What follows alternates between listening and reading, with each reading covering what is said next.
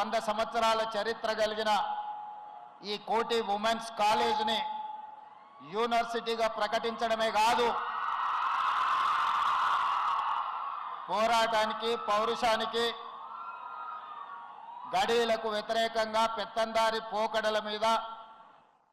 వీరోచితంగా పోరాడిన తెలంగాణ పౌరుషాన్ని ప్రదర్శించిన వీరనారి చాకలి ఐలమ్మ పేరు పెట్టుకోవడం ఇది తెలంగాణ ప్రతిష్టకే ఒక గొప్ప కీర్తి. ఆనాడు ఘడీలకు దొరలకు నిజాంలకు వ్యతిరేకంగా పోరాట స్ఫూర్తిని ప్రదర్శించిన ఒక వీర మహిళ పేరు మీద ఈరోజు యూనివర్సిటీని ప్రారంభించుకోవడం, ఆ యూనివర్సిటీకి చాకలి ఐలమ్మ గారి పేరు పెట్టడమే కాదు,